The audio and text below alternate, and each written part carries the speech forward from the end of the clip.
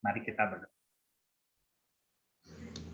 Bapa di dalam surga, kami sungguh bersyukur kepada Tuhan untuk segala kebaikan-Mu yang tidak bisa kami bayangkan dengan jalannya logika dan akal pikiran kami. Kami bersyukur Tuhan memeliharakan kami sedemikian, Tuhan menopang kami dari satu waktu, satu peristiwa ke satu waktu dan peristiwa yang berikutnya.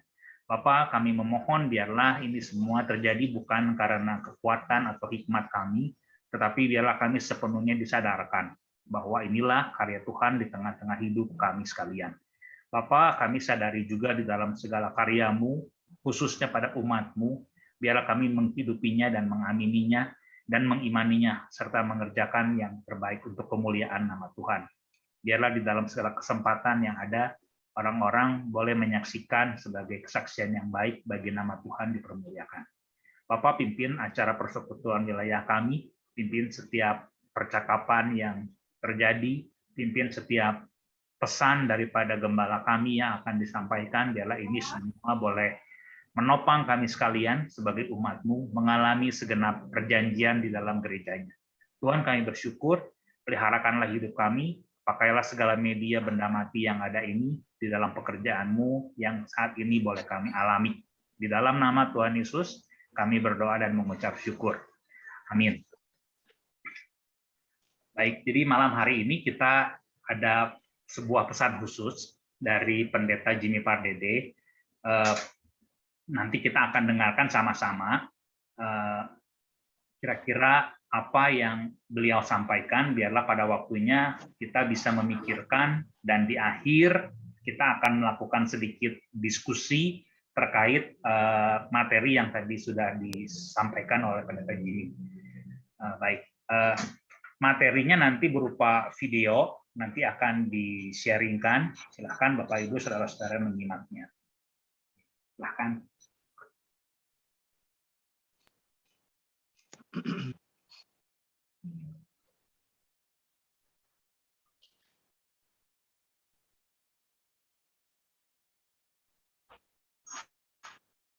Ya, misalnya contoh ya di dalam Wahyu pasal yang pertama ayat 12 bahas tentang apa yang Tuhan mau lakukan kepada kita di dalam mendidik kita, dan ini jadi pengertian yang kita juga mau terapkan di dalam, ya baik saudara sebagai guru sekolah minggu mengajar murid-murid, ataupun kita berusaha untuk tahu bagaimana sih sebenarnya arah yang Tuhan mau lakukan waktu mengajar kita. Jadi kita akan lihat dari satu perspektif yang saya pikir sangat penting, dan harap ini boleh menjadi, ya entah saudara jadi guru sekolah minggu atau nanti di dalam persekutuan wilayah, ini jadi renungan untuk kita sama-sama pikirkan. Nah saudara, di dalam kitab Wahyu, kalau kita baca itu ada, ya misalnya contoh ya di dalam Wahyu pasal yang pertama ayat 12, lalu aku berpaling untuk melihat, kemudian Wahyu 1 ayat 17, ketika aku melihat dia tersungkurlah aku. Kemudian di Wahyu 4, misalnya dikatakan aku melihat, dan Wahyu 5 dan seterusnya. Ini kata aku melihat ini banyak, ada 40-an lebih. Saya nggak hitung detailnya, tapi lebih dari 40 kata aku melihat. Dan setiap kali ada perkataan aku melihat ini, ada pernyataan yang sangat jelas sebenarnya dari penulis kitab Wahyu, bahwa salah satu yang akan terjadi pada keadaan final adalah bahwa Yohanes melihat gitu, atau orang Kristen melihat. Jadi aku melihat ini menjadi sesuatu yang mau dituju. Nah kalau kita lihat di dalam bagian yang lain dari penulis Wahyu, kita percaya ini Yohanes ya, di dalam Injil Yohanes, Yohanes itu banyak menekankan tentang sesuatu yang belum jelas dilihat. Jadi ada simbol-simbol yang masih nggak dimengerti, kemudian pertanyaan-pertanyaan terhadap sesuatu yang sudah jelas, gitu. Sesuatu sudah jelas tapi masih ditanya, apa artinya ini, apa maksudnya engkau tidak mempunyai timba, sumur ini amat dalam, apa artinya dilahirkan kembali, dan seterusnya lah. Jadi ada kaitannya antara apa yang dinyatakan oleh Kristus waktu dia datang pertama kali, yaitu supaya orang beriman, dan apa yang dia akan nyatakan waktu dia datang kedua kali, yaitu supaya orang melihat. Jadi dari beriman ke melihat. Ini perjalanannya sebenarnya, saudara dan saya harus lihat ini sebagai pola besar dalam hidup kita. Ini salah satu kekacauan dalam iman Kristen itu adalah karena kita nggak lihat pola besar, kita lihat pola detail. Nah, waktu kita lihat pola detail, kita coba mengerti pola detail tanpa berkait satu dengan lain. Kita ngerti ajaran tuh secara terpecah, fragmented. Kalau ada yang tanya misalnya, gimana sih caranya bisa ngerti banyak? Saya akan jawab, bukan ngerti banyak yang jadi isu, tapi ngerti gambaran besar. Kalau kita punya gambaran besar, akan lebih mudah untuk kita lihat detail. Nah, ini salah satu cara untuk lihat, misalnya kalau saudara punya pemetaan kota Bandung yang jelas, ketika ada orang bilang, rumah saya di sini, langsung jelas itu ada di mana. Nah, tapi kalau saudara cuma tahu ada rumah ini di dalam daerah yang jalannya kayak begini, kalau rumahnya Pak Mul misalnya ada jalan seperti ini, ada warung, ada apa, ada tanda-tandanya lah. Lalu cuma tahu tanda-tanda lokal, tapi nggak mengerti tempat di dalam sebuah kota secara gambaran besar, ya kita pasti nyasar, kita cuma tahu gambaran detail. Sayangnya banyak orang Kristen, ya termasuk saya sebenarnya sebelum saya mengerti ini, dan ya kita juga pastinya perlu diingatkan tentang hal ini. Banyak orang Kristen itu sibuk dengan hal detail, hal-hal yang sifatnya adalah hal-hal terpecah gitu ya. Kita misalnya berusaha memahami dari misalnya saudara baca Alkitab di Matius 1, kemudian saudara baca Kisah Rasul, saudara baca kitab Imamat, saudara baca Mazmur, dan saudara nggak lihat gambaran besar. Kita nggak lihat peta. Kita tidak lihat the full picture. Salah satunya adalah karena kita tidak melihat bagaimana sebenarnya Alkitab itu mempunyai pola. Nah, pola-pola ini menolong sekali. Waktu kita udah lihat pola, kita akan jadi ngerti gambaran besarnya. Nah, pola yang paling terkenal tentu adalah pola penciptaan, kejatuhan, penebusan, dan kesempurnaan, consummation. Ini yang namanya CFRC. Ini pola sangat menolong tentunya. Tapi ada pola-pola lain yang kalau di dalam Yohanes itu biasanya ada 2 poin, 2 titik. Nah, misalnya di dalam Yohanes dan Wahyu, Injil Yohanes dan Kitab Wahyu, ini adalah titik iman dan titik melihat. Waktu saudara beriman, saudara belum melihat. Waktu saudara melihat, saudara sudah dapat penggenapan dari apa yang saudara imani sebelumnya. Jadi tujuan beriman itu adalah supaya nanti melihat. Di dalam mujizat yang Yesus lakukan kepada orang buta, itu ada kalimat dari orang buta itu yang sangat jelas ya. Waktu ditanya sama pemimpin agama, menurutmu siapakah dia? Apakah kamu percaya juga kalau dia Mesias? Lalu orang itu mengatakan, aneh juga kalau kamu masih tanya itu, sedangkan dia sudah membuat aku melihat. Apakah kamu percaya dia? Orang buta itu mengatakan, yang aku tahu ini, bahwa tadinya aku buta, tetapi sekarang melihat. Ini sebenarnya kalau mau dibilang, itu bukan cuma berkait dengan keadaan nggak tahu lalu jadi tahu, tapi ini berkait dengan keadaan tadinya berharap, belum lihat, dan sekarang sudah lihat. Tadinya beriman menanti dan sekarang sudah lihat penggenapan. Itu kan yang lebih kuat ya. Maksudnya kalau saudara baca narasi itu, teks itu, saudara akan lihat bahwa di dalam mujizat menyembuhkan orang buta itu, Yesus sedang menyatakan sesuatu bahwa dia Mesias gitu kan, dengan tindakan menyembuhkan orang buta ini, dan itu simbolik. Kamu tadinya nggak lihat, sekarang bisa lihat. Nah, berarti Tuhan lagi bentuk kita untuk itu. Tuhan sekarang bikin kita mengharap untuk melihat sesuatu. Itu sebenarnya yang kita bisa kaitkan dengan iman. Saudara berharap akan lihat apa? Nah, ini yang Tuhan mau bentuk. Kalau saudara punya pengharapan untuk melihat lain dengan yang Tuhan tawarkan, saudara masih perlu dididik. Dan kita semua masih perlu dididik sampai kita ketemu Tuhan. Jadi kita sebenarnya sedang dididik untuk berharap melihat apa. Nah, untuk guru sekolah minggu ini penting karena saudara akan mengarahkan anak untuk berharap melihat apa. Apa yang engkau harap mereka mau lihat, gitu ya. Sayangnya kita tidak punya punya pemahaman ini, sehingga kita mengajar atau mengarahkan orang dengan tidak ada arah besar. Kalau kita mau tetapkan arah besar, biasanya kita lakukan di dalam bentuk kurikulum, misalnya nanti ada kurikulum, kita mengajar ini dulu, ini dulu, ini dulu, nanti ada gambaran besarnya, dan itu bagus. Tapi harus ada sesuatu yang saudara sendiri miliki untuk diri ya, bahwa saudara ingin melihat sesuatu yang Tuhan siapkan untuk kita lihat. Ini inti dari kitab Wahyu sebenarnya. Kalau kita lihat ada perkataan maka aku melihat, kebanyakan dari kata aku melihat di dalam konteks kitab Wahyu itu selalu berkait dengan penggenapan.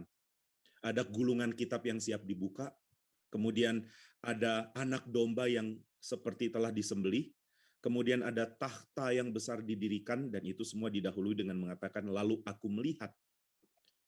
Jadi penekanannya sangat jelas. Aku melihat itu adalah penggenapan, aku beriman itu keadaan sekarang.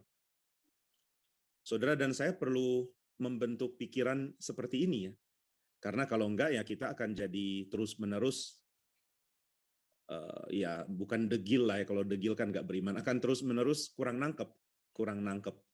Nah, ini kurang nangkep ini bukan terjadi karena kita kurang pinter, saudara, dan saya tidak bisa melihat IQ atau kejeniusan pikiran sebagai satu-satunya cara untuk menangkap firman, enggak. Tapi kita akan jadi kurang peka karena kita tidak terbiasa untuk dibentuk, berharap untuk melihat gambaran besar. Nah, jadi ini yang pertama ya, saya mau ajak kita untuk melihat bahwa salah satu pembentukan yang Tuhan mau lakukan adalah membuat kita dari beriman menjadi melihat. Dari beriman menjadi melihat. Ini bagian pertama, harap bisa diikuti, kalau enggak harap saudara bisa tanya ya, karena ini benar-benar penting. Kalau kita enggak nangkep, sangat sayang. Nah, lalu yang kedua, dari beriman ke melihat, itu adalah gerakannya ya, dari beriman ke melihat itu perlu dibentuk dengan pendidikan, dengan pengajaran. Kenapa kita mengajar? Supaya kita bisa mengarahkan orang untuk berharap melihat. Misalnya gini ya, waktu seorang anak bersentuhan atau berkaitan dengan keluarga, misalnya anak kenal papanya, anak kenal mamanya, atau orang tua kenal anak, kira-kira apa yang mereka harap ada pada papa dan mama? Ini kan satu pengharapan yang mereka akan miliki dalam diri mereka, entah itu karena pengaruh orang atau karena pengaruh dalam diri mereka, mereka ingin sesuatu atau apapun lah. Pokoknya ketika mereka lihat orang tua, mereka punya harapan. Misalnya mereka berharap orang tua menjalankan apa yang dijanjikan, orang tua memperhatikan, orang tua melakukan ini itu yang mereka bisa lihat. Nah, pengharapan seperti ini itu yang sebenarnya ada pada anak, dan pengharapannya nggak selalu benar. Kadang-kadang mereka ingin orang tua memberlakukan hukum yang longgar kepada mereka dan mentoleransi kesalahan, dan nggak tahu itu benar atau enggak, tapi pokoknya itu yang mereka inginkan. Ada harapan mereka untuk orang tua menjadi seperti apa. Ketika Tuhan mengajar, ketika Tuhan membentuk seorang anak, dia akan dilatih untuk mengharap sesuatu yang Tuhan memang mau berikan di dalam pengertian misalnya menjadi orang tua. Misalnya dalam pengertian seorang bapak itu harus seperti apa, ibu itu harus seperti apa. Ini Tuhan akan ajar.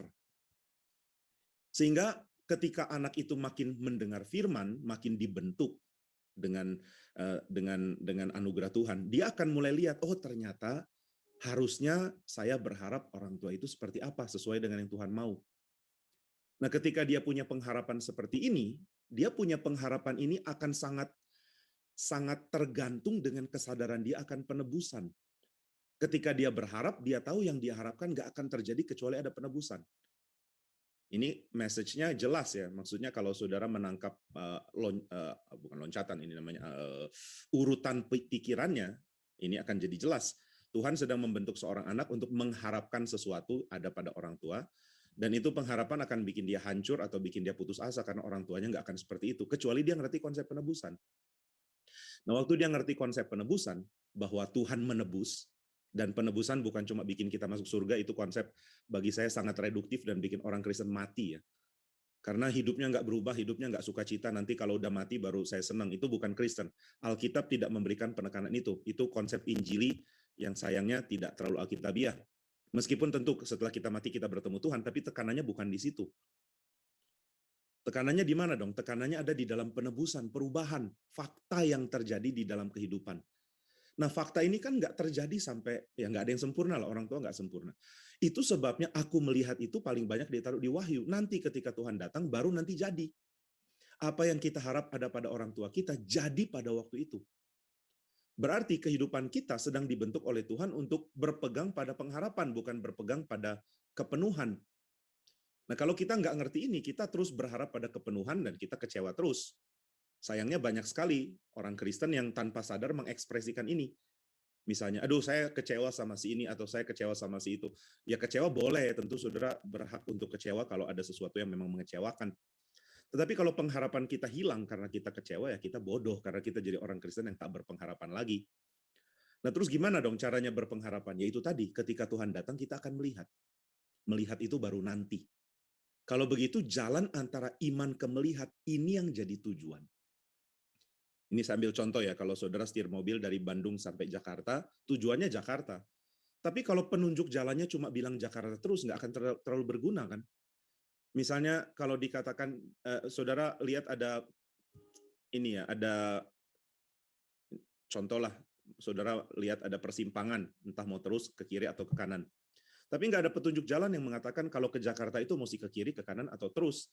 Petunjuk jalannya cuma mengatakan tujuanmu adalah Jakarta. Ke Jakarta kamu akan kembali, apapun yang akan terjadi misalnya. Cuma gitu, nggak dikasih tahu belok kemana, nggak real. Itu petunjuk nggak real, karena saudara berhadapan dengan intersection, berhadapan dengan persimpangan, dan persimpangan itu perlu ambil keputusan kan. Di persimpangan itu saudara mau teruskah atau ke kiri atau ke kanan. Nah tapi kalau papan besarnya cuma mengatakan ke Jakarta kamu akan kembali, nggak menolong saya ke kiri, ke kanan, atau terus. Nah itu kesalahan pertama ya, kita bisa jadi memaparkan Kristus sebagai solusi kalau mau dibilang, tapi nggak menolong, karena nggak menolong orang untuk mengerti, ini di persimpangan ini saya ambil jalan kiri, kanan, atau terus. Itu gambaran besarnya ada, tapi realita pengambilan keputusannya itu nggak ada. Nah Tuhan nggak begitu. Tuhan menuntun kita untuk mempunyai hikmat di dalam mengambil keputusan. Bukan cuma mengarahkan kita harus ngapain ya, tapi memberikan kita hati yang terbentuk untuk punya bijaksana mau kemana. Nah tapi di dalam arah misalnya di persimpangan itu mau terus kiri kanan, itu diambil dengan kejelasan bahwa nanti saya akan ke Jakarta, gitu kan. Jadi saudara ambil keputusan real ke kiri, ke kanan, atau terus, sambil di dalam pikiran ada gambaran besar bahwa saya akan ke Jakarta. Nah ini yang Tuhan mau. Tuhan mau kita punya gambaran besar dulu. Lalu setelah itu Tuhan mau kita mengambil keputusan dengan kesadaran bahwa tujuan kita itu adalah menikmati gambaran besar itu. Berarti kekristenan mempunyai dua pembentukan sebenarnya. Alkitab mengajarkan kepada kita dua jenis pembentukan. Pembentukan yang pertama adalah Tuhan sedang mengajar kita apa gambaran besarnya. Apa yang harusnya kita lihat. Apa yang Tuhan janjikan untuk kita lihat. Nah ini bagian pertama yang saya mau bahas. Lalu nanti bagian kedua adalah arahnya bagaimana. Nah apa yang Tuhan janjikan sebenarnya? Ini penting karena kalau enggak kita tidak berharap. Kita tidak berharap atau kita akan berharap dan kita enggak dapat. Jadi apa sih yang Tuhan janjikan? Yang Tuhan janjikan di dalam kitab Wahyu itu jelas sekali, kehadiran Tuhan. Tuhan memperkenalkan dirinya, dan apa yang kita baca tentang Tuhan dari alam, dari firman, dari pengenalan akan Dia lewat orang, itu akan sempurna nanti. Berarti tujuan besarnya adalah kehadiran Tuhan yang memperkenalkan diri. Ini tentu kelanjutan dari pembahasan kita sebelumnya bahwa mengenal Allah adalah hikmat tertinggi, tujuan kita. Calvin mengatakan tujuan dari blessed life, hidup yang diberkati adalah mengenal Tuhan. Nah, sekarang kita akan lihat bagian selanjutnya, yaitu bahwa pengenalan akan Tuhan itu akan Tuhan nyatakan karena Dia akan datang. Nah, waktu Dia datang, kita akan connecting the dots. Kita akan kaitkan semua pengertian yang kita miliki yang terpecah-pecah waktu Dia datang. Itu sebabnya kalau tujuan besarnya adalah pengenalan akan Tuhan yang hadir, maka jalan ke sananya adalah percikan pengenalan akan Tuhan. Karena tujuan utamanya adalah pengenalan akan Tuhan yang utuh itu kan. Nah ini yang kita mesti lihat, berarti waktu kita ada di persimpangan jalan, kita diminta oleh Tuhan untuk mengenal percikan pengenalan apa tentang Dia yang kita bisa temukan di dalam simpangan jalan. Saudara bisa baca sedikit, belum banyak, atau terpecah. Dan ini yang harusnya kita lihat Tuhan sedang bentuk itu di dalam diri kita. Nah, kalau percikan pengenalan akan Tuhan ini penting, berarti di dalam setiap aspek hidup Tuhan sedang bentuk kita ke situ. Makanya kalau di dalam kitab Roma pasal 8 dikatakan bahwa dalam penderitaan pun Tuhan terus bekerja untuk mendatangkan kebaikan. Sayangnya kebaikan yang kita harap itu bukan kebaikan yang Tuhan janjikan di dalam gambaran besar. Makanya sekali lagi penting untuk tahu gambaran besar, kalau tidak kita bahkan tidak tahu apa kebaikan yang Tuhan mau berikan. Jadi gambaran besarnya pengenalan akan Tuhan yang akan hadir, dan semua bagian dari hidup kita itu adalah percikan dari pengenalan ini. Maka kalau anak sekolah, misalnya dia belajar ilmu pengetahuan, lalu dia sadar, kok Tuhan hebat ya, nah dia sudah mulai get the point, dia sudah mulai ngerti. Oh ada percikan pengenalan akan Tuhan di dalam bidang ilmu. Lalu ketika dia berelasi dengan papanya, dia menemukan papanya orang yang bijak, orang yang berhikmat, orang yang berusaha untuk menjadi teladan, dan dia kagum. Ada percikan pengenalan akan kasih Bapa di surga di dalam diri ayah saya. Lalu ayahnya melakukan sesuatu yang bodoh, seperti yang biasa kita sering lakukan, melakukan hal-hal yang mengecewakan, melakukan hal-hal yang menunjukkan dia orang berdosa yang sedang berjuang untuk hidup lebih baik. Dan si anak dapat percikan pengenalan tentang Allah yang baik. Loh, kan bapaknya gagal. Iya, tapi bapaknya menunjukkan Tuhan sabar sama bapaknya gitu. Ini tentu bukan alasan untuk saudara mau menunjukkan ke anak, saya mau tunjukkan Allah sabar loh, makanya silakan anak lihat sabarnya Allah dengan hidup saya ngawur. Ya ini perlu dijitak sama Tuhan orang kayak gini. Nah, jadi kita lihat semua yang terjadi membuat pengenalan akan Tuhan itu terbentuk sedikit. Nah, tapi pengenalan ini nggak sempurna.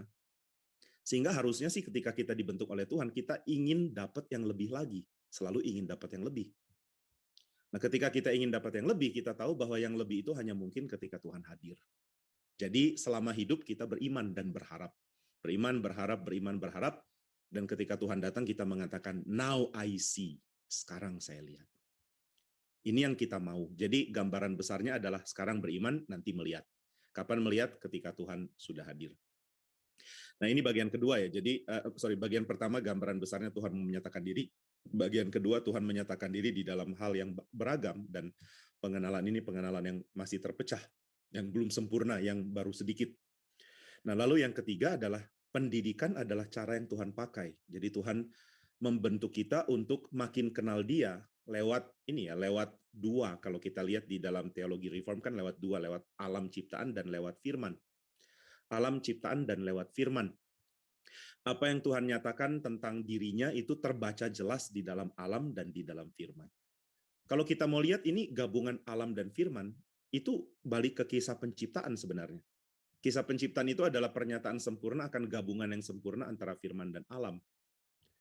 Kalau kita mau bandingkan antara ilmu pengetahuan dengan kitab Kejadian 1, maka kita bisa katakan bahwa seluruh ilmu pengetahuan itu berusaha untuk mengaitkan antara apa yang kita alami di dalam alam dan firman di baliknya. Ini perkataan dari satu filsuf Yunani sebelum Sokrates ya, namanya Heraklitus. Dia mengingatkan bahwa untuk setiap gerak itu ada prinsip yang disebut dengan logos. Nah, itu yang kita mau cari. Jadi ketika ini tentu filsafat Yunani ini ya, kuno ya, jadi bukan sains tentunya. Jadi dia mengatakan misalnya kalau saudara lihat elang terbang, orang biasa akan mengagumi elang terbang gitu ya. Tapi orang yang berpikir akan bertanya, apa yang menggerakkan dia ya? Itu menurut Heraklitus. Jadi kita ingin tahu sebenarnya, manusia punya natur ingin tahu sebenarnya kenapa sih kayak gini.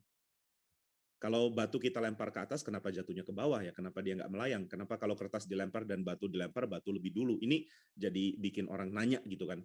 Orang ingin tahu prinsip di baliknya. What happened? Apa yang terjadi? Kenapa nggak bisa bergerak dengan cara lain? Kenapa harus begini dan bukan begitu? Kalau Aristotle tanya banyak pertanyaan lucu yang ketika dijawab jadi lumayan saintifik jawabannya. Dia misalnya tanya, kenapa waktu kambing kecil gedenya tetap kambing? Dan dikorbankan, kalau mau kaitkan dengan hari ini. Kenapa waktu sapi kecil gedenya sapi? Kenapa waktu sapi kecil, waktu besar nggak mungkin berubah jadi gajah? Kenapa nggak mungkin? Apa prinsip di balik alam? Kitab Kejadian sudah bilang sebenarnya prinsip di balik alam, apapun yang kamu temukan, prinsip pada awalnya adalah firman.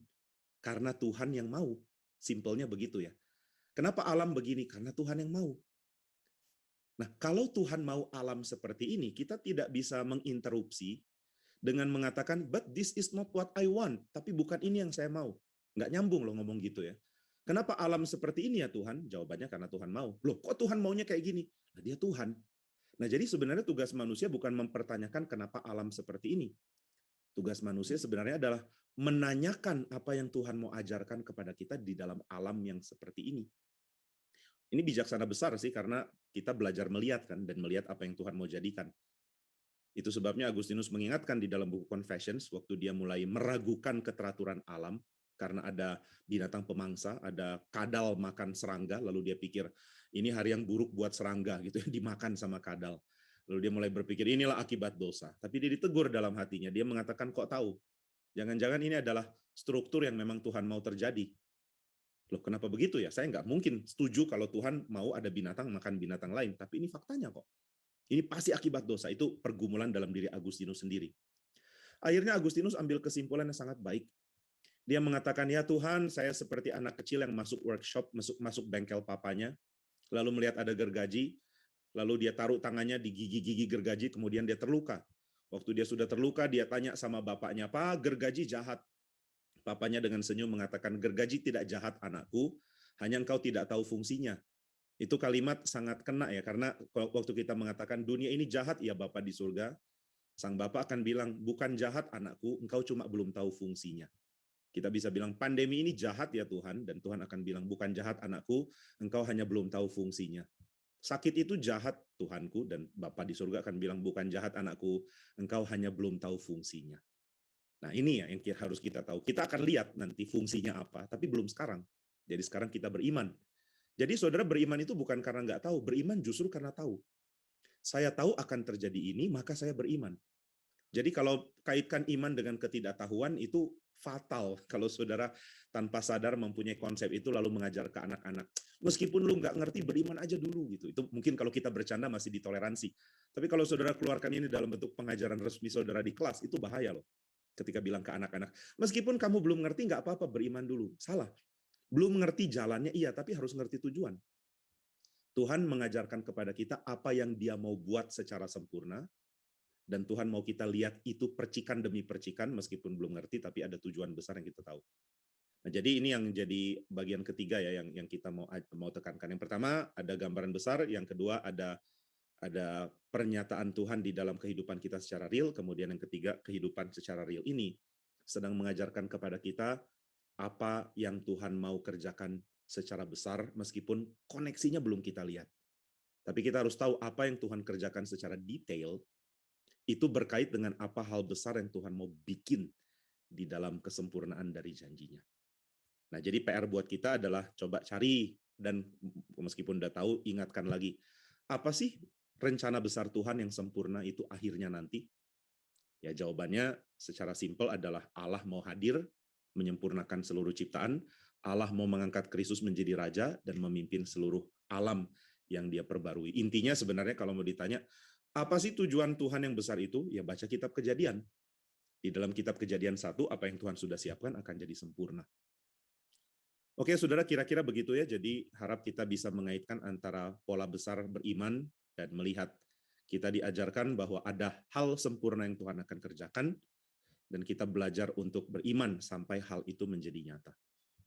Baik, sampai di sini semoga apa yang dibagikan bisa diikuti, dan kalau tidak, kalau ada yang mau bertanya, saya persilakan. Saya nggak tahu ada sesi tanya jawab atau enggak ya.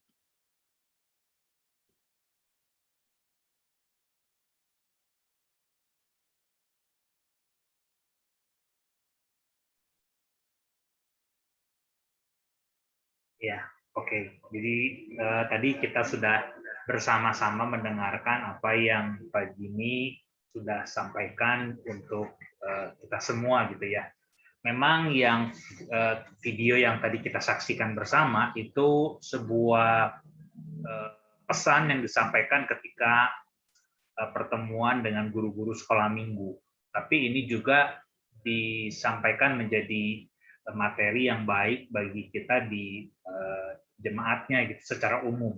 Karena keluarga-keluarga dengan anak-anak tentu saja ini menjadi sebuah media yang dipakai Tuhan di dalam mendidik dan mengajar anak-anak. Oke. Ya mungkin kalau kita boleh ngobrol-ngobrol. Oh iya, Pak, selamat datang, Pak. Sorry tadi nggak tersampaikan. Ya mungkin kita saat ini mau coba sedikit diskusi terkait yang tadi Pak Jimmy sudah sampaikan. Kira-kira masing-masing nanti boleh sharing apa yang sudah didapat. Kira-kira kalau boleh pertanyaannya kita pikirkan, apa yang kita lihat di bagian akhir dari yang Tuhan lagi kerjakan. Hal indah apa yang kita bisa, ya masing-masing mungkin punya persepsi sendiri-sendiri gitu ya, dengan pemahaman imannya, perjalanan imannya, ya di dalam mengenali Tuhan. Nah, kira-kira sekarang ada waktu untuk men-sharingkan hal baik atau hal indah apa yang kita harapkan atau kita pikirkan dari rencana Tuhan yang pada akhirnya itu nanti dijadikan. Oke. Iya gitu, jadinya ini memang bagian dari yang acara pembinaan tempo hari yang kita pernah dijadwalkan. Nah, cuman video ini juga menjadi konsumsi yang baik buat kita sekalian. Silahkan kalau mau ada yang di-sharingkan. Kayaknya Christian terlihat dari video dengan catatan dan Alkitab yang sudah terbuka. Mungkin ada hal indah yang Christian bisa sampaikan buat kita sekalian di dalam hidupnya gitu ya, terkait dengan yang tadi Pak Jimmy sudah mulai angkat gitu. Silakan Christian. Ya, terima kasih Pak untuk kesempatannya. Ya, kalau untuk apa yang tadi yang Bapak katakan kan, apa hal yang indah yang Tuhan ingin ada terjadi di dunia ini ya. Seperti itu mungkin ya Pak. Ya, ya, ya. Nah, menurut Christian sendiri di dalam pengenalan atau perjalanan hidupnya gitu ya, di dalam mengenal Tuhan, kira-kira apa sih yang Tuhan bakal jadikan gitu di akhir? Kan kita tadi mencoba membayangkan sesuatu yang Tuhan janjikan, kita memang belum melihatnya, tapi kita mengimaninya gitu kan ya, supaya hal akhir yang tadi itu akan dijadikan gitu. Nah, di dalam pergumulannya Christian apa kira-kira? Silahkan. Ya, kalau di dalam kehidupan yang saya alami,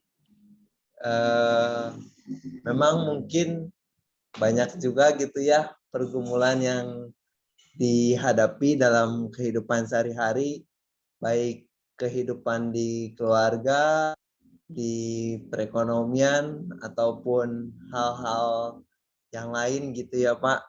Cuman kalau lihat dari kehidupan saya pribadi, dari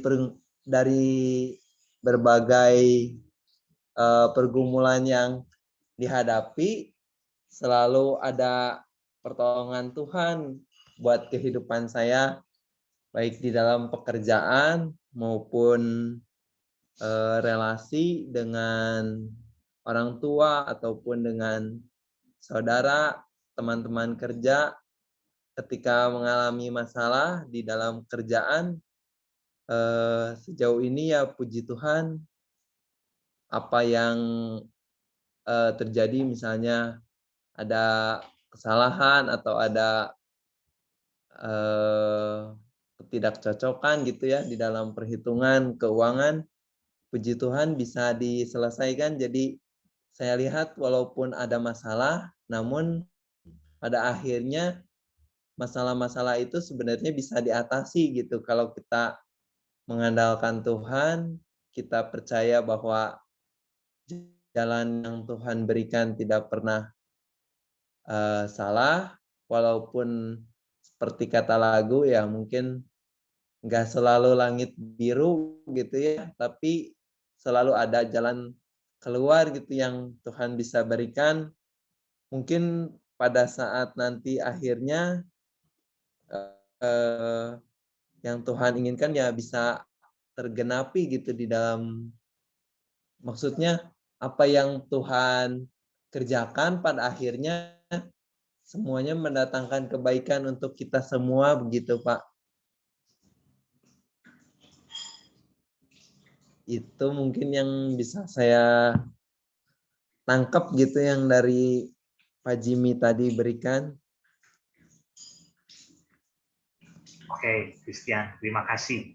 Ya, jadi kan ya mungkin kalau saya boleh menangkap dengan kalimat saya yang Christian tadi sampaikan itu mikronya gitu ya. Sementara yang makronya Tuhan sedang mengerjakannya dan memang kita belum sampai pada kegenapannya gitu ya. Kira-kira begitu mungkin kalau saya boleh tarik satu kalimat. Ya maafkan kalau salah. Ya, betul betul Pak. Seperti itu. Mungkin itu juga yang saya utarakan baru gambaran besarnya, tapi gambaran kecil ataupun lebih detailnya saya belum bisa menjelaskan gitu. Ya, oke. Terima kasih, Christian. Sama-sama Pak. Ya, ya. Yang lain kayaknya minta waktu untuk Virgin. Silahkan Virgin. Tadi kira-kira kalau boleh sharing bagi kita di sini selama tadi yang ditangkap, lalu apa yang kayak tadi diobrolin Christian gitu ya, hal indah apa yang kira-kira bisa jadi pengharapan di dalam kita mengimani gitu, menunggu kegenapan janji Tuhan itu. Silahkan Virgin. Pak Yakub, saya belum nangkapnya gini.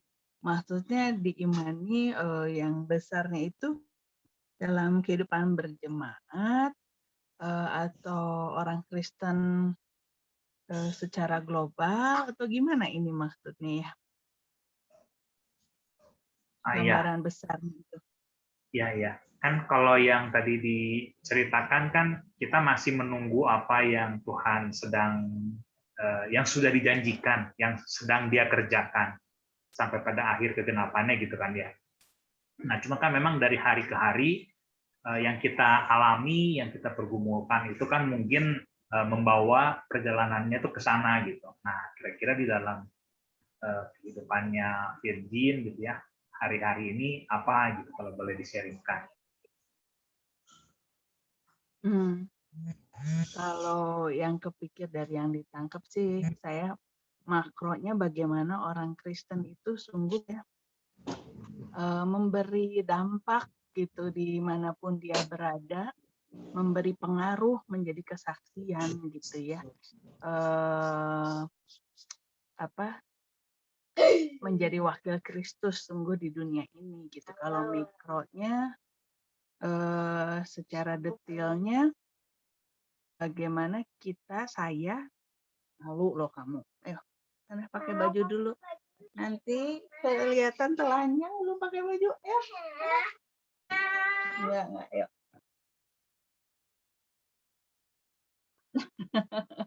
Intermezzo dulu ya. Iya, kalau mikronya bagaimana secara pribadi belajar untuk hidup tidak mementingkan kepentingan sendiri saja, belajar peka sama kebutuhan orang lain, belajar untuk membagikan hidup, ya dalam gereja, dalam berjemaat gitu ya, dalam keluarga atau nanti lingkup yang lebih besar, kita nggak tahu Tuhan percayain sampai sebesar apa di masyarakat. Harus ada dampak, harus ada pengaruh yang sesuai dengan firman Tuhan. Itu sih yang saya kepikirnya ya, kalau yang dari tangkap nggak tahu benar salah nggak nih. Ya, oke. Virgin, terima kasih sudah bersama kita menyampaikan apa yang menjadi sharing pergumulannya. Ya, Pak Eka, silakan.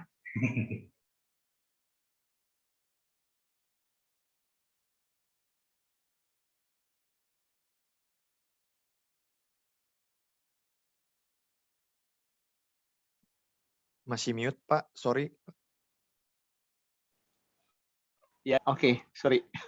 Ya, Pak, sudah kedengeran. Oke, terima kasih. Tadi ada bagian yang menarik buat saya dari paparan Pak Jim itu yang percikan-percikan di dalam hidup ini yang saya bisa alami dalam rangka nanti kita melihat kehadiran Tuhan yang nyata ya. Nah, dalam kehidupan sehari-hari, dalam konteks hari-hari ini ya ada banyak yang Tuhan berikan sebagai percikan kebaikan Tuhan buat saya, yaitu tentang gereja. Betapa saya bisa merasakan, menikmati dalam kondisi pun komunitas ini, gereja ini bisa memelihara iman, memelihara bagaimana jemaat ditumbuhkan. Nah, ini buat saya sangat indah sekali ya, bagus sekali ketika tidak bisa hadir secara fisik. Nah, tapi tetap firman disampaikan. Nah, yang kedua tentunya firman ya, bukan cuma komunitas dan gereja, tapi firman bisa disampaikan. Nah, yang ketiga buat saya ini menjadi penguatan, pendorong dan pelengkap untuk iman bisa bertumbuh. Bertumbuh buat saya dalam praktisnya kesabaran, ketenangan, juga semangat dalam menghadapi kondisi-kondisi seperti ini. Ya, terus terang di dalam pekerjaan sangat berdampak sekali. Tetapi seperti tadi firman sampaikan, Pak Jimmy paparkan juga bahwa ini bukan akhir dari segalanya. Ini bagian di mana pendidikan yang dari Tuhan yang Tuhan berikan bagi kita. Jadi buat saya ini sangat bagus sekali ya. Bagus dalam pengertian bukan paparannya, tetapi memberkas dan memberkati sekali buat saya. Itu saja yang saya sampaikan. Jadi percikan-percikan tadi yang Tuhan, dari keindahan Tuhan itu yang buat saya itu gereja, komunitas, firman, dan pertumbuhan iman secara pribadi. Itu, terima kasih.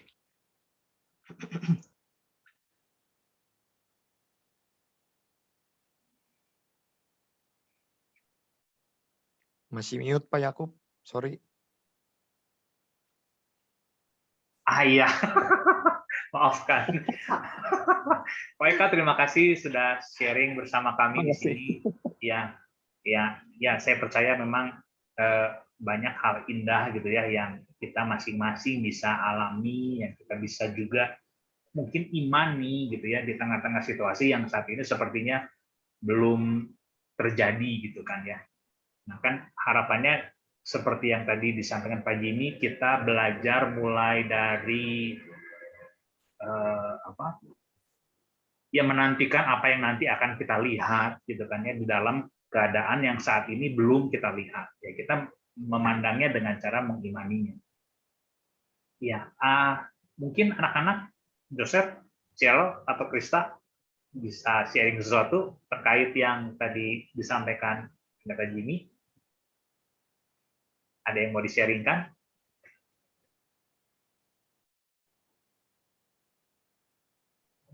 Oke, kayaknya mereka nggak ada. Ya. Mungkin mamanya mau sharingkan sesuatu buat kita di sini, apa yang hal-hal indah apa yang bisa kita jalani, mungkin begitu. Ada yang mau di-sharingkan? Iya, biasa juga sebetulnya memang masih coba menangkap pesan yang disampaikan sama Pak Jimmy. Sekilas saya dapat gambaran itu memang ada hal-hal detail di dalam kehidupan kita sebagai orang percaya. Kadang kita terlalu memusingkan dengan hal-hal yang detail ya sampai kita lupa sebetulnya benang merahnya itu apa gitu. Jadi di gerakan reform ini memang selalu dikembalikan kita mau lihat dari yang detail-detail itu sebetulnya ada, kalau kita mundur lihat gambaran besarnya tuh Tuhan mau apa gitu ya. Jadi sepertinya kita suka ya maksudnya saya pribadi seperti melihat nanti dekat, nanti harus mundur, lihat besarnya apa, kembali lagi gitu supaya enggak dipusingkan dengan hal-hal yang detail sebetulnya yaitu besarnya apa gitu ya. Itu mungkin ya memang masih perlu membangun kerangka di situ gitu, pergumulan setiap hari gitu. Oke. Thank you. Ya. Ya mungkin sekarang saya lah ya. Oke, kalau saya sih memandangnya mungkin saya coba kaitkan dengan apa yang Pak Jimmy pernah sampaikan di beberapa waktu yang lalu di salah satu kebaktian mengenai orang-orang Israel yang sedang kembali dan mencoba membangun tembok. Ya, kalau saya sih memandangnya, mungkin mereka semua pernah menyaksikan Israel dengan temboknya yang sedemikian di dalam masa kejayaannya. Lalu ketika itu semua hancur menjadi puing, ya mungkin mereka hidup di zaman yang udah nggak pernah lihat tembok yang utuh. Mungkin juga sebagian dari mereka sudah tidak mengalami lagi yang namanya tembok yang utuh di dalam zaman kejayaannya. Mereka hanya tersisa sebagian orang yang punya kesempatan buat kembali ke tanah mereka, lalu mengerjakan sesuatu yang mungkin nggak pernah dia lihat sebelumnya.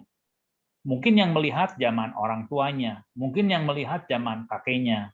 Mereka hanya kerjakan ya bata per bata, bagian kecil dari tembok, tapi nggak pernah melihat ini kalau jadi seperti apa megahnya dan jayanya.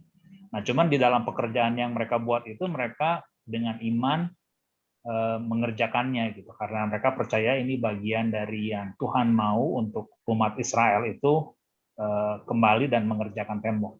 Nah, mungkin gambaran mikro yang seperti ini kadang membuat kita susah hati karena kita nggak melihat gambar utuhnya gitu ya. Mungkin juga ada gambar utuh tapi tidak seperti yang sebetulnya Tuhan sedang nyatakan. Yang kita lihat mungkin, yang kita pikirkan mungkin sesuatu yang berbeda atau salah. Nah, cuman kan di dalam segala pengharapan yang kita simpan di dalam hati kita, di dalam mengerjakan perkara-perkara yang kecil, yang kita pikir kecil, sebetulnya kita sedang berbagian di dalam membangun sebuah tembok yang besar. Saya coba membayangkan kalau saya kerja di situ, ya mungkin dengan kehidupan yang susah, ditindas sama bangsa asing, mau beribadah juga mungkin sulit, dan mungkin juga ada beberapa orang yang memfitnah dan seterusnya apa gitu ya, padahal yang kita kerjakan murni untuk sesuatu yang memang Tuhan mau. Ya mungkin memandang itu di zaman sekarang ya seperti itu juga. Ya cuman yang jadi harapan kami, saya pribadi, di dalam kesulitan yang ada, belajar mengimani, berjalan di lembah kekelaman, menyaksikan bagaimana tangan Tuhan menuntun. Nah, amin. Nah, semoga demikian. Senang sekali Dr. Dede sudah bergabung bersama kami. Akhirnya sudah pulang ya, Dok. Oke. Iya, jadi tadi kita di sini lagi mendengarkan sebelumnya ada pesan yang Pak Jimmy sampaikan, lalu di akhir itu ada sharing gitu ya. Kita lagi sharing. Hal indah apa yang bisa kita harapkan di dalam segala pekerjaan yang Tuhan sedang buat, yang saat ini memang belum digenapkan gitu kan ya. Nah, ya. Barangkali Dr. Dede mau sharing juga sesuatu, silahkan. Ya, silahkan. Sementara belum, mungkin nanti ini belum menangkap ini baru. Iya, oke, nggak apa-apa. Oke, thank you. Tapi, Senang sekali. aku Ya. mau tanya nih, jadi maksudnya rancangan indah atau gambaran besarnya itu maksudnya sama untuk kita semua orang Kristen, goalnya itu sama gitu, apa kalau sama? Atau masing-masing individu kita teh beda gitu maksudnya. Saya belum nangkepnya itu. Dan kalau misalnya sama, siapa tahu Pak Jimmy kasih kuncinya nggak kemarin. Jadi goalnya besarnya gambarannya apa? Gitu. Jangan kita jadi masih meraba-raba, jadi goal besarnya apa ini kita sama sekali jadi akhirnya terjebak lagi sama detail-detailnya karena kita nggak tahu gambaran besarnya. Kalau pakai ilustrasi yang tadi Pak Yakub bagi gitu ya. Mungkin yang tadi ngebangun sebata demi sebata ya. Kalau dia pernah lihat kemegahannya zaman dulunya itu seperti apa, terus waktu dia ngebangun mau bikin visi, maksudnya aku pengen kembaliin lagi kejayaan seperti dulu, tapi tanpa ada gambaran itu gimana cara mereka membangunnya gitu. Iya. Terima kasih, Virgin. Itu sebuah pertanyaan yang sangat baik sekali saya rasa ya. Mungkin Pak Han bisa menjawabnya buat kami sekalian. Silakan Pak Hans.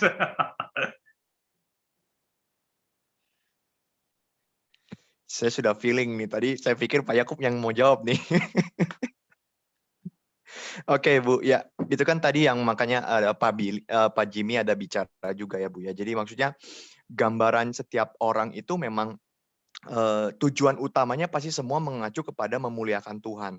Jadi semua orang itu akan mengacu ke sana. Jadi apapun yang kita kerjakan akan disempurnakan di sana, memuliakan Tuhan. Tetapi ketika kita lihat hidup di dunia ini, memang kita tidak bisa lihat gambaran utuhnya itu secara completely di dalam hidup kita sekarang ini. Kita nggak bisa lihat itu. Maksudnya di dalam arti, karena tadi Pak Jimmy ada bilang juga, penggenapannya itu akan terjadi di masa yang akan datang.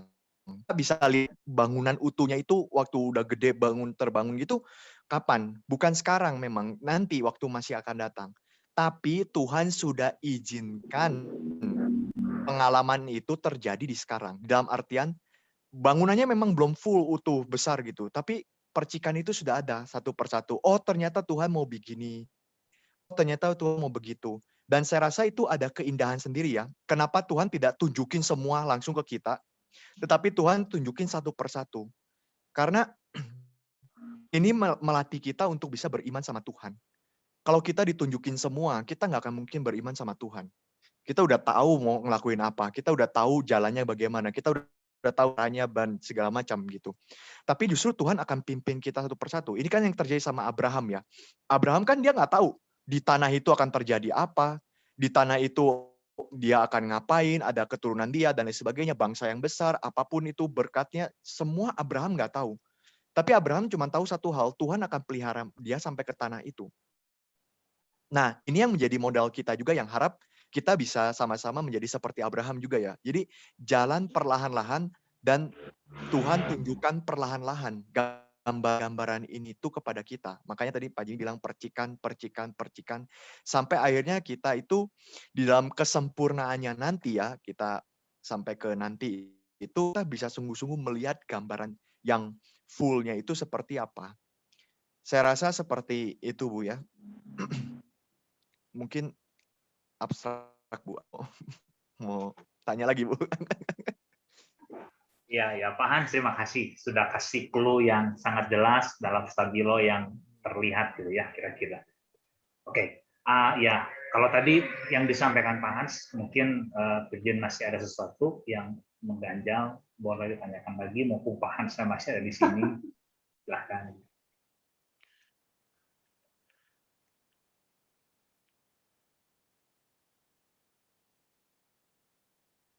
Enggak ada. Oke. Enggak dulu, Ya, Pak Yakub ya. masih mencerna. Oh ya, kayak. Ya, memang saya sendiri juga ketika ikutin penyampaian ini yang Pak Jimmy sampaikan di sesi yang lalu ketika sekolah minggu, juga terus terang kayaknya ya cuman dapat insight besarnya aja gitu ya. Oh ya, kerangkanya ini.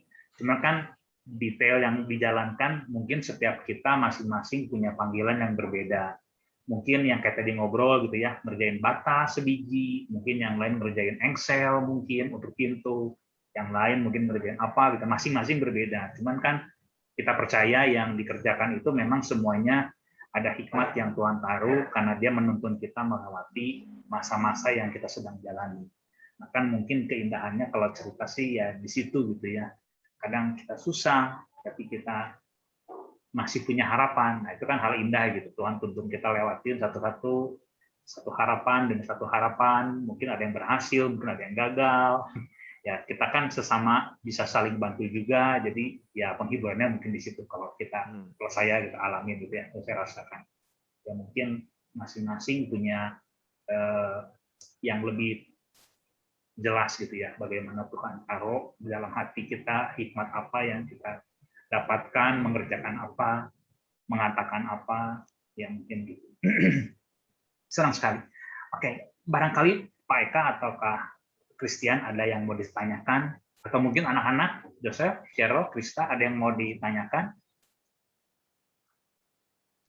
Ya, mungkin saya ingin bertanya ya, tapi memang pertanyaan ini dari apa yang tadi Pak Jimmy sampaikan di poin yang pertama, apakah ini yang dimaksud dengan gambaran besar tadi?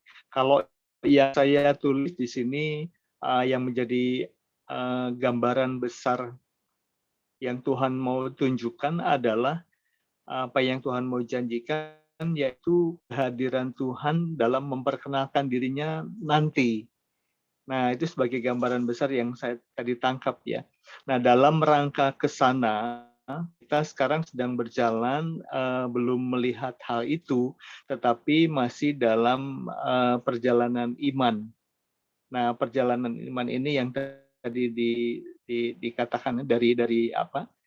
Supaya kita melihat nanti pada saatnya gambaran yang Tuhan memperkenalkan diri itu. Nah, ketika kita beriman itu terjadilah tadi apa yang bagian kedua yang disampaikan, yaitu Tuhan menyatakan di dalam hal yang beragam bagi setiap kita.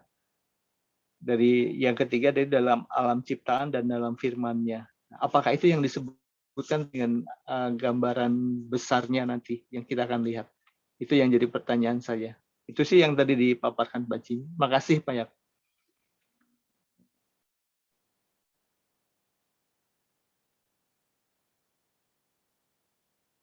Iya. Memang yang tadi disampaikan kira-kira begitu kok.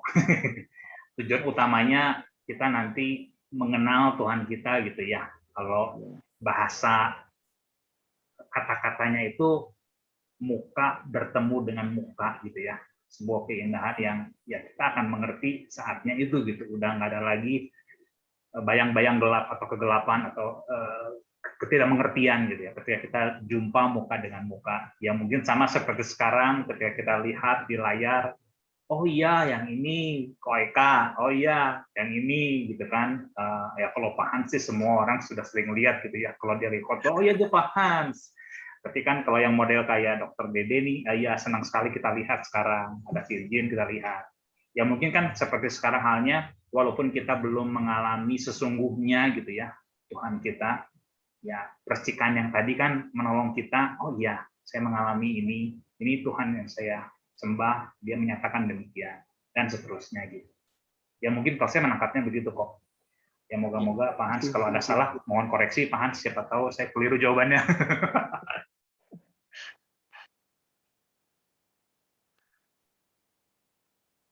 Mungkin Kok Kris mau nanya dulu. Ya, mau ya nanya dulu boleh. Apa gambaran besar kehidupan kita nanti pada akhirnya itu seperti yang digambarkan dalam film Narnia gitu ya? Gimana maksudnya tuh? Ya kayak misalnya waktu itu kan ada film Narnia. Di film Narnia itu kan digambarkan nanti Aslan itu sebagai singa ketemu sama si 4 anak itu. Si 4 anaknya kayak mengalami pergumulan kehidupannya, lalu dapat pertolongan gitu, dan akhirnya bertemu muka dengan si Aslan. Aslan itu digambarkan sebagai Tuhan. Apakah mungkin gambaran kehidupan kita nanti pada akhirnya seperti itu? Iya, kalau gambaran besar yang apa yang dimaksud seperti ya finalnya ya, akhirnya seperti apa gitu, memang itu pasti akan mengarah kepada eskatologi, mengarah kepada langit dan bumi yang baru. Jadi bukan hanya kita bertemu dengan Tuhan, tetapi Tuhan akan menyempurnakan semuanya. Semua rencananya, semua kehendaknya, semua kemuliaannya, dan semua orang percaya itu ada di gambaran yang besar, yang utuh. Jadi apa yang manusia kerjakan pun itu akan disempurnakan di sana nanti. Apa yang manusia lakukan akan disempurnakan dan lain sebagainya, dan tubuh manusia, dan itu gambarannya itu sangat kompleks ketika ada di langit dan bumi yang baru. Jadi memang tujuannya, ujungnya itu adalah dibawa ke sana. Nah, ini yang makanya membedakan kita dengan orang Lutheran, yang membedakan kita dengan orang yang lain ya, denominasi yang lain. Kenapa? Karena orang Calvinis itu percaya bahwa segala sesuatu yang ada di dunia ini tuh tidak akan dihancurkan oleh Tuhan begitu saja. Segala sesuatu di dalam dunia ini tidak dihancurkan Tuhan begitu saja. Ini berbanding terbalik dengan orang-orang ya Lutheran ya. Lutheran sebenarnya Martin Luther tidak begitu, tapi pengikutnya begitu. Ya ini ada perdebatan lah. Tapi kita anggap ini orang-orang Lutheran begitu. Yang mengatakan bahwa semua ini di bumi ini akan dihancurkan dan nanti kita semua akan berbondong-bondong ke surga. Tapi itu adalah hal yang keliru gitu. Karena apa? Karena kalau semua bumi ini akan dihancurkan dan kita berbondong-bondong ke surga, ngapain kita hidup di bumi ini? Berarti apa di bumi ini nggak nyambung sama nanti di surga sana. Tapi di dalam pandangannya orang-orang Calvinis, orang Reform, ini nggak seperti ini gitu. Jadi apa yang terjadi di bumi ini pun akan nyambung di sana gitu.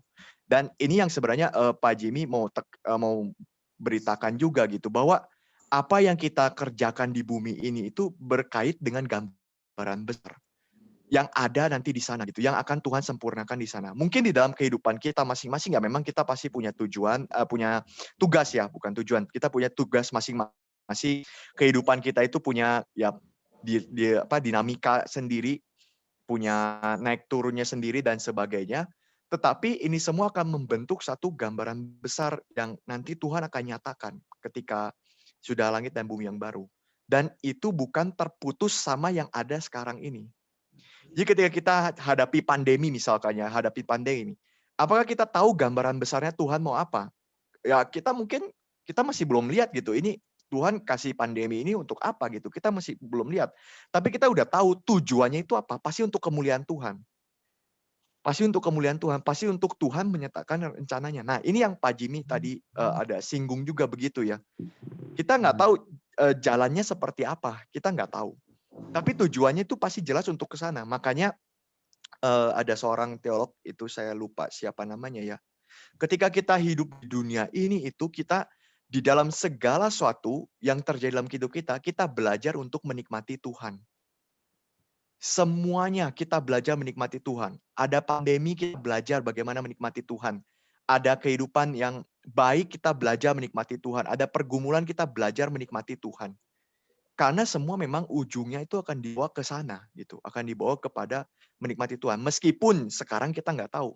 Usaha di depan misalkan sedang kacau, sedang kusut begitu ya. Pandemi seperti ini. Ini mau jadi apa ini? Ya kita nggak tahu sekarang gitu. Kita nggak tahu. Nah, itu yang saya bilang, maka kita harus bergantung sama Tuhan hari demi hari. Tuhan nggak langsung bukakan, misalkan sepertinya. Bukan, oh nanti ke depan itu usahamu ini, usaha kita ini akan menjadi berkat untuk bangsa lain, akan menjadi berkat untuk si ini, si itu. Dan ketika menjadi memberkati untuk bangsa lain, ini nanti akan melahirkan para misionaris dari bangsa lain karena ada usaha seperti ini, seperti itu misalkan. Tuhan nggak bukakan itu dulu sama kita gitu, menjadi satu big picture pekerjaan rencana Tuhan yang besar begitu mau mengerjakan apa, nggak langsung dibukakan seperti itu. Tapi kita bisa mulai rasakan dari apa? Usaha kita mulai diberkati sama Tuhan. Usaha kita mulai mungkin ya, ada orang-orang lain ya sadar tidak sadar mungkin akan melihat Tuhan dari apa yang kita kerjakan, mungkin seperti itu. Satu persatu. Nah, ini yang nanti kita akan tuntun sama-sama sampai kita mendapatkan yang besarnya gitu. Jadi ini dibukakan perlahan-lahan sama Tuhan gitu. Dibukakan perlahan-lahan sama Tuhan. Ya mungkin kita bisa lihat ini ya. Ini Pak David Tong kalau nggak salah bicara. Kita bisa tahu rencana Tuhan tuh dari mana? Dari apa yang sudah terjadi di belakang kita. Hanya itu yang bisa memberitahu kita sekarang rencana Tuhan itu seperti apa. Karena semua yang terjadi di belakang kita, apapun itu adalah ketetapan Tuhan. Apapun itu. Mau baik, mau buruk, mau seperti apa, semua yang terjadi di belakang kita itu ketetapan Tuhan. Gitu. Jadi ya kita terus berjalan ini. Nah ini yang dua hal yang kita harus seimbang ya Bapak Ibu Saudara sekalian. Kita tidak melihat bahwa oh berarti karena itu nanti di sana berarti apa. Sekarang saya belum ada harapan dulu berarti. Sekarang saya masih penasaran, masih bingung-bingung. Ini mau gimana ya, saya mesti kerja apa. Bukan berarti seperti itu. Gitu. Bukan berarti seperti itu. Tetapi bukan berarti sekarang juga sudah full gitu. Jadi saya mungkin balik lagi ke termnya already but not yet gitu ya. Bukan berarti sekarang sudah full, bukan berarti sekarang juga masih bingung-bingung karena kita tujuannya jelas, menyasarnya jelas kepada kerajaan Tuhan yang akan hadir di bumi ini. Tujuannya itu jelas. Jadi apa yang kita kerjakan sekarang menyasar kepada kerajaan Tuhan yang akan hadir di bumi. Gitu.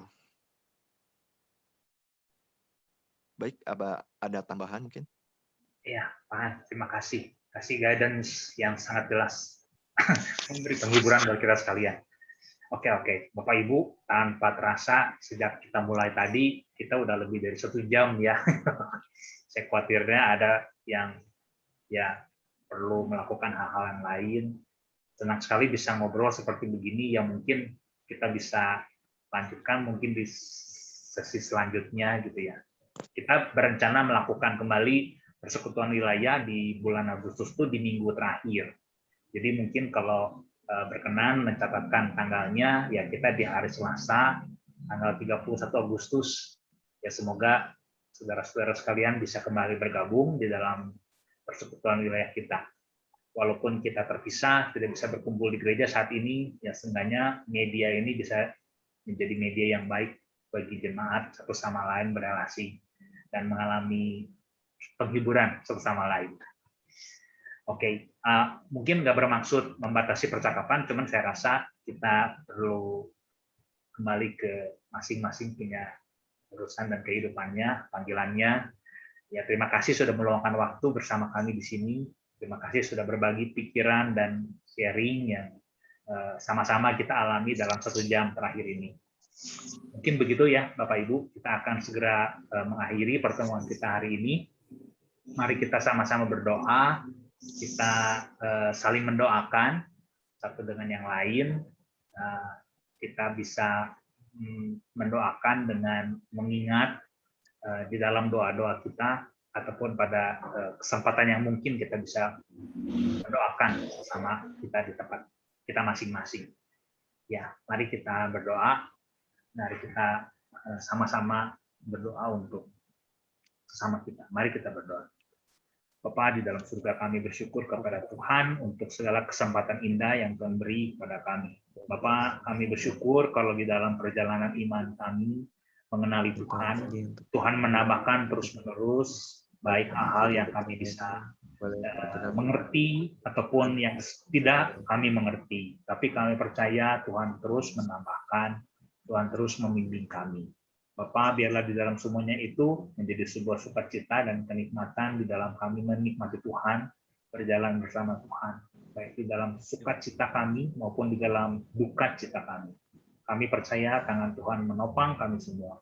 Tuhan, kami ingin berdoa untuk Koeka di dalam masa-masa seperti sekarang, dengan usaha yang dirintis, dengan situasi pekerjaan anak-anak. Tuhan juga kiranya menopang dia di dalam kehidupannya. Dan rencana untuk besok Cirebon, Tuhan kiranya menolong dia di dalam masa-masa ini. Tuhan lindungilah dia di dalam segala waktu dan jalannya. Kami juga mau berdoa untuk Christian, Tuhan kiranya menolong di dalam masa seperti sekarang. Kami percaya ada panggilan yang Tuhan sediakan bagi dia di dalam hidupnya, biarlah dia boleh melihat apa yang Tuhan sedang nyatakan dalam kehidupannya. Kami juga berdoa untuk Dr. Dede dan Virgin, Tuhan kiranya menolong dia di dalam masa seperti sekarang. Kami percaya ada banyak hal yang Tuhan percayakan di dalam kehidupan mereka, dalam panggilan pekerjaan, dalam kehidupan rumah tangga. Tuhan kiranya menopanglah keluarga ini. Kami juga berdoa untuk Haris Hans Lavenda yang juga Tuhan percayakan pelayanan yang sudah dikerjakan selama ini di GRI Bandung. Tuhan kiranya menopang terus hidupnya, memakai terus genap langkah pekerjaannya, sehingga nama Tuhan dipermuliakan di dalam sana hidupnya. Tuhan, kami sungguh bersyukur untuk kesempatan baik yang indah yang malam hari ini sudah Tuhan jadikan di tengah-tengah kami. Bapa, biarlah kami satu sama lain saling memperhatikan, lebih mengasihi satu sama lain, mengingat bagaimana Tuhan sudah mengasihi kami terlebih dahulu, dan biarlah di dalam masa ini kami juga belajar untuk mengasihi sesama di dalam kami menghidupi mengasihi Tuhan. Terpujilah Kristus Tuhan kami menaikkan seluruh permohonan doa kami di dalam nama Tuhan kami Yesus Kristus. Amin. Ya, Bapak Ibu, mari kita menutupnya, sama-sama kita mendoakan doa Bapa kami. Bapa kami yang di surga, dikuduskanlah namamu, datanglah kerajaanmu, jadilah kehendak-Mu di bumi seperti di surga. Berikanlah makanan kami yang secukupnya pada hari ini, dan ampunilah kami akan kesalahan kami, seperti kami juga mengampuni orang yang salah kepada kami. Dan janganlah membawa kami ke dalam pencobaan, tetapi lepaskanlah kami dari yang jahat. Karena Engkaulah yang punya kerajaan dan kuasa dan kemuliaan sampai selama-lamanya. Amin. Ya, senang sekali ya. Terima kasih untuk kehadirannya semua. Saya akan ambil gambar, screenshot. Nah, senang sekali ya. Mohon Bapak Ibu masih bersedia. Oh iya, Krista, mukanya jangan tungkul. Ah, yes. Oh iya, anak Virgin kalau belum tidur juga boleh hadir. Atau kalau sudah tidur ya biar aja ya. Oke, saya akan mulai berhitung ya.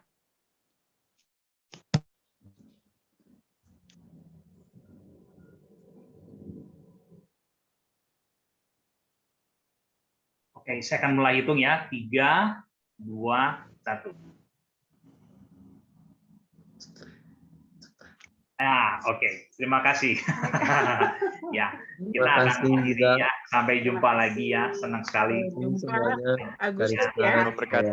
Tuhan berkati semua. Tuhan berkati. Bye. Tinggal. Virgin, Pak Dede, semuanya. Terima kasih.